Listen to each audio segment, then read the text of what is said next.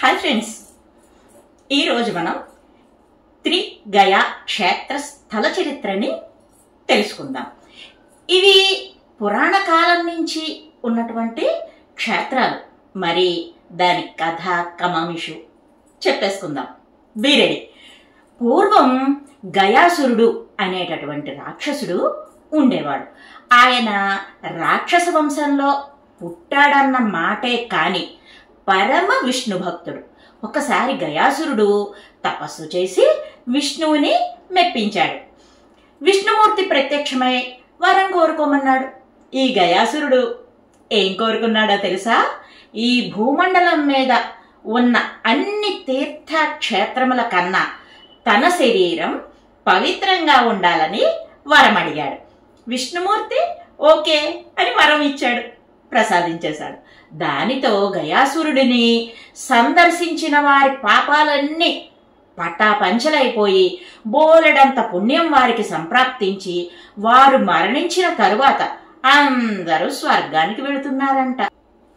గయాసురుడు చేసినటువంటి యాగాల వల్ల ఆయనకి ఇంద్ర పదవి కూడా లభించింది. గయాసురుడు మంచివాడు, అయినా అతని అనుచరులు రాక్షస కృత్యాలు చేసేవారు. అంటే మంచివారిని, మంచి పనులు చేసేవారిని అందరినీ బాధించేవారన్నమాట. మునులు చేసే యజ్ఞ యాగాది క్రతువులకు అంతరాయం కలిగించేవారు. దేవతలు దానివల్ల శక్తిహీనులుగా మారుతున్నారు. అందువల్ల వర్షాలు కురవక, పంటలు పండక ప్రజలు అవస్థలు పడడం మొదలైంది. పదవి పోగొట్టుకున్నటువంటి ఇంద్రుడు బ్రహ్మ, విష్ణు, మహేశ్వర్లను గురించి తపస్సు చేశాడు. వారు ప్రత్యక్షమయ్యారు, ప్రసన్నులయ్యారు. ఇంద్రుడు వారికి ఈ భూమిపై జరుగుతున్నటువంటి పరిస్థితులన్నింటినీ వివరించాడు. గయాసురుని వధించి దేవతలకు అండగా నిలిచి సామాన్య ప్రజలను రక్షించమని కోరుకున్నాడు. దానికి త్రిమూర్తులు కూడా అంగీకరించారు. ఇక గయాసుర సంహారానికి ఒక పథకం వేశారు. వారు ముగ్గురు కూడా, అంటే త్రిమూర్తులు ముగ్గురు బ్రాహ్మణ రూపాలు ధరించి గయాసురుని సందర్శించారు. మహారాజా, మేము విశ్వశాంతి కోసం యజ్ఞం చేయాలని అనుకుంటున్నాము, సహాయం చేయండి అని గయాసురుని ప్రార్థించారు ఈ త్రిమూర్తులు ముగ్గురు బ్రాహ్మణ వేషధారులై. గయాసురుడు సరే అన్నాడు. నేను మీకు ఏ విధంగా సహాయపడగలను అని అడిగాడు. వెంటనే త్రిమూర్తులు భూమిపై ఉన్నటువంటి క్షేత్రాలన్నీ కూడా పాపభూయిష్టమై కలుషితమైపోయాయి. అయినా 7 రోజుల పాటు జరిగేటటువంటి మేం చేయాలనుకునేటటువంటి యజ్ఞాన్ని ఈ భూమండలం భరించలేదు. అందువల్ల గయాసురా, మీ శరీరం అన్ని పుణ్యక్షేత్రాల కంటే కూడా పవిత్రమైనది కనుక మీరు అంగీకరిస్తే మీ శరీరంపై కూర్చుని మేము యజ్ఞం చేస్తాము అన్నారు. దానికి గయాసురుడు సంతోషంగా అంగీకరించాడు. అయితే త్రిమూర్తులు ఒక షరతు కూడా ఉందని, 7 రోజుల పాటు జరిగేటటువంటి ఈ యజ్ఞం పూర్తయ్యే వరకు గయాసురుడు కదలరాదు అన్నారు. కదిలితే యజ్ఞం అసంపూర్ణమవుతుందని, అలా జరిగితే కనుక మేము నిన్ను సంహరిస్తాము అని హెచ్చరిక చేశారు. అందుకు కూడా ఒప్పుకున్నాడు గయాసురుడు. తన దేహాన్ని యజ్ఞం చేసేయడానికి అనుకూలంగా భారీగా పెంచేశాడు. ఆ శరీరం ఎంత బాగా పెంచాడు అనంటే, తల బీహార్ రాష్ట్రంలోని గయలోను, నాభి ఒరిస్సా రాష్ట్రంలోని జాజ్పూర్ అనే ప్రదేశంలోను, ఇక పాదములు ఆంధ్రప్రదేశ్లోని పిఠాపురంలోనూ ఉండేంత బాగా విస్తరించాడు. అలా పెంచిన తన శరీరం మీద యజ్ఞాన్ని ప్రారంభించమన్నాడు. విష్ణుమూర్తి తల భాగంలోనూ, బ్రహ్మ నాభి ప్రాంతం వద్ద, పరమేశ్వరుడు కాళ్ళ భాగం దగ్గర అంటే పాదభాగంలో ఉండి యజ్ఞాన్ని చేయడం మొదలుపెట్టారు.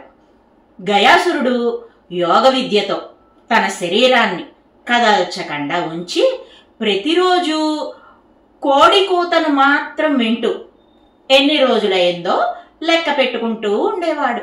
అలా 6 రోజులు గడిచాయి. 7వ రోజు గయాసురుని సంహరించే ఉద్దేశంతో శివుడు కోడి రూపం ధరించి తెల్లవారుజాము కాకుండానే కొక్కరకో అని కూత కూశాడు. గయాసురుడు కోడి కూతలు లెక్క పెట్టుకుంటున్నాడు కదా. ఈ కోడి కూతను విని యజ్ఞం పూర్తయిందేమో అనుకున్నాడు. సంతోషంతో కదిలాడు. వెంటనే త్రిమూర్తులు తమ స్వ రూపంతో ప్రత్యక్షమై యజ్ఞం ఇంకా పూర్తి కాలేదని, గయాసురుడు కదిలాడు కనుక అతనిని వధిస్తామని అన్నారు. గయాసురుడికి అప్పుడు విషయం పూర్తిగా అర్థమైంది. తన రాక్షస జాతి వారంతా తప్పులు చేసిన తన వల్ల ముక్తిని పొందుతూ శిక్ష నుంచి తప్పించుకుంటున్నారు. తను పొందిన వరం వారికి వరమైంది, వారి పాపం తనను అంటిందని తెలిసింది. అందుకే వినయంగా అంజలి ఘటిస్తూ త్రిమూర్తుల చేతిలో మరణం ముక్తిదాయకమన్నాడు. దానితో త్రిమూర్తులు సంతుష్టులై వరం కోరుకోమన్నారు. తన శరీరంపై యజ్ఞం నిర్వహింపబడినటువంటి 3 ప్రదేశాలు కూడా తన పేరున త్రిగయా క్షేత్రములుగా ప్రసిద్ధి పొందాలని, ఆ క్షేత్రాలందు యజ్ఞ నిర్వాహకులైనటువంటి త్రిమూర్తులు అక్కడ నివసించి భక్తులను కరుణించి కాపాడాలని కోరుకున్నాడు. ఆ 3 క్షేత్రాలు కూడా శక్తి నివాసాలు కూడా కావాలని, ఇక్కడికి వచ్చి చనిపోయినటువంటి తమ పితరులకు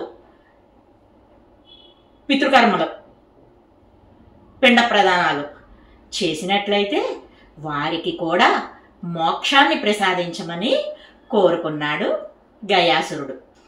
పూర్వం మహానుభావులు కోరే కోరికలన్నీ కూడా మానవోద్ధరణ కోసమే. అందుకే గయాసురుడు సకల మానవ సంక్షేమం కోసం అటువంటి కోరికలు కోరుకున్నాడు. త్రిమూర్తులు తదాస్తు అన్నారు. లోకక్షేమం కోరి కాలచక్రగతులకు, దేవతల విధులకు అంతరాయం కలగకుండా నివారించడానికి గయుని సంహరించారు త్రిమూర్తులు. గయాసురుని కోరిక ప్రకారం అతని శిరస్సు ఉన్నటువంటి ప్రాంతం శిరోగయగా ప్రసిద్ధి పొందింది. ఇది బీహార్ రాష్ట్రంలో ఉంది. ఇది విష్ణు నివాసం. ఇక్కడ ఫల్గుని నదీ తీరంలో విష్ణుపాద ఆలయం ఉంది. ఉత్తమ గతులు పొందేందుకు పితృదేవతలకు ఇక్కడ పెట్టేటటువంటి శ్రాద్ధం గయా శ్రాద్ధంగా పిలువబడుతోంది. ఈ గయలో అష్టాదశ శక్తిపీఠాలలో ఒకటైనటువంటి మంగళగౌరీదేవి ఆలయం ఉంది. ఇక ఒరిస్సా రాష్ట్రంలో కటక్ దగ్గర ఉన్నటువంటి జాజ్పూర్ గయాసురుని నాభి ప్రదేశం. ఈ నాభి గయలో యజ్ఞం చేసినటువంటి బ్రహ్మ అక్కడ కొలువు తీరి ఉన్నాడు.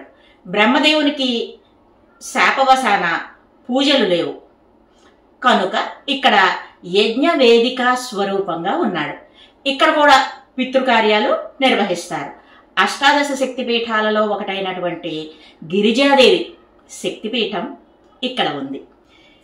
ఈ ప్రాంతం వారు ఈమెను విరజాదేవి, బిరజాదేవి అని పిలుచుకుంటూ కొలుచుకుంటూ ఉంటారు. ఈ ఆలయంలో ఒక బావి ఉంది. దానినే బ్రహ్మదేవుడి యజ్ఞకుండము అంటారు. మరి ఆంధ్రప్రదేశ్లోని పిఠాపురంలో గయాసురుని పాదాలు ఉంచిన చోటు శివయ్య యజ్ఞం చేసినటువంటి ఆ ప్రదేశం పాదగయ అయింది. ఇక్కడ ఈశ్వరుడు ప్రధాన దైవం. కుక్కుట రూపంలో యజ్ఞభంగం కావించినటువంటి ఈశ్వరుడు గయాసురుని కోరిక ప్రకారం ఇక్కడ కుక్కుటేశ్వరుడుగా వెలిశాడు. అష్టాదశ శక్తిపీఠాలలో 10వదైనటువంటి పురుహూతికాదేవి ఇక్కడ వెలిసింది. త్రిగయ క్షేత్రాలలో పాదగయ శ్రేష్టమైనది అని అంటారు. అమ్మవారు రాజరాజేశ్వరీదేవి. అమ్మవారికి ఇరు ప్రక్కల సుబ్రహ్మణ్య స్వామి, వినాయకుడు ఉంటారు. దత్తావతారమైనటువంటి శ్రీపాద వల్లభులు జన్మించింది ఇక్కడే. పాదగయ క్షేత్రానికి క్షేత్రపాలకుడు శ్రీ కుంతి మాధవస్వామి. ఆయనను దర్శించనిదే పిఠాపుర యాత్ర ఫలితం ఉండదు అంటారు. ఇంద్రునిచే ప్రతిష్ఠింపబడినటువంటి ఈ మాధవస్వామిని శ్రీకృష్ణుని మేనత్తైన కుంతీదేవి పూజించారట. అందువల్ల ఈ స్వామి కుంతి మాధవ స్వామిగా పిలువబడుతున్నారు. అసురుడైన గయాసురుడు తన భక్తి కారణంగా భారతదేశంలోని ఈ 3 ప్రదేశాలను ముక్తి క్షేత్రాలుగా మార్చాడు. భవిష్యత్ తరాల వారి కోసం త్రిమూర్తుల నుండి వరాలు పొంది మనకు అందించి ధన్యజీవి అయ్యాడు. ఇదేర్రా ఈనాటి మన పుణ్యస్థల పురాణం. మరొక మంచి వీడియోతో మళ్ళీ మీ ముందుకు వస్తా. Bye bye friends.